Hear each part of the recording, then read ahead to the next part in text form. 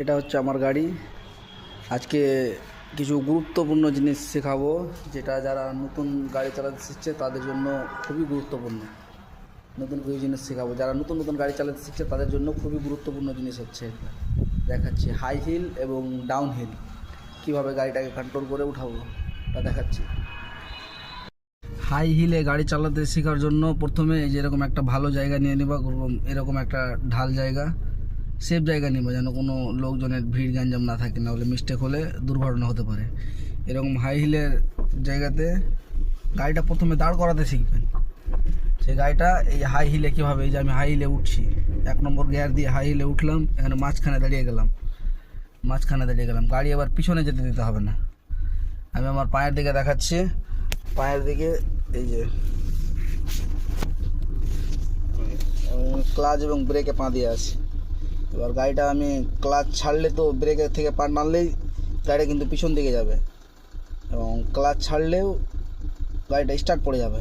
তাহলে এখানে কি করতে হবে, এখানে করতে হবে এই যে হালকা ক্লাচ ছাড়তে হবে, এই যে হালকা ক্লাচ, এই যে হালকা ক্লাচ ছেড়েছি, এই যে হালকা ক্লাচ ছাড়লাম, 1 নম্বর গিয়ারে দিয়ে হালকা ক্লাচ ছাড়ছি, এই যে একটু ক্লাচ ছেড়েছি, গাড়িটা আগের দিকে একটু টানছে, ফট করে পিক আপ দিয়ে দিলাম, গাড়িটা তাহলে ছাড়লো না, আবার দাঁড়ালাম, এই যে ক্লাচটা একটু ছাড়লাম হালকা, গাড়িটা আগের দিকে টানছে মনে হচ্ছে, তাহলে ফট করে পিক আপে পা দিয়ে দিলাম। এবার হাই হিলে দাঁড়ানোর জন্য এই যে ব্রেক এবং এই পিক আপ এবং ক্লাচে গাড়িটাকে কন্ট্রোল করে রেখে দিয়েছি। এভাবে গাড়িটাকে ক্লাচ এবং পিক আপের মধ্যে গাড়িটাকে কন্ট্রোল করে রাখতে হবে। আমি কিন্তু ব্রেকে পা দিয়ে নাই, গাড়ি কিন্তু আমার হাই হিলে দাঁড়িয়ে আছে, আমি কিন্তু ব্রেকে পা দিয়ে নাই। এরকম কন্ট্রোল শিখতে হবে, তাহলেই গাড়িটা পিছনে যাওয়ার চান্স কম থাকে। এই যে আমার গাড়ি আস্তে আস্তে উঠে যাচ্ছে, আবার আমি মাঝখানে দাঁড়ালাম, এই যে এখানে অনেকটা এটা হাই হিল ডাউন হিল আছে, হাই হিল আছে, এখানে আবার দাঁড়িয়ে গেলাম ব্রেক দিয়ে।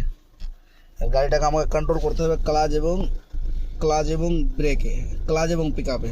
এই যে ছেড়ে দিয়েছি, হাই হিলে গাড়িটা দাঁড়িয়ে আছে, এই যে ব্রেকে পা দিয়ে না, একটু পিক আপ দিয়ে রেখেছি হালকা, আর ক্লাচটা একটু ছেড়ে রেখেছি, তাহলে গাড়িটা মাঝখানে দাঁড়িয়ে আছে।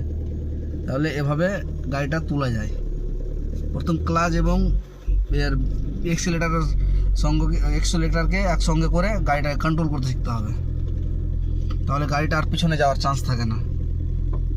এই যে আস্তে আস্তে উঠে যাচ্ছে, এটা হয়ে গেল। এবার ডাউন হিলটা দেখাচ্ছি, ডাউন হিলটা কীভাবে শিখবে।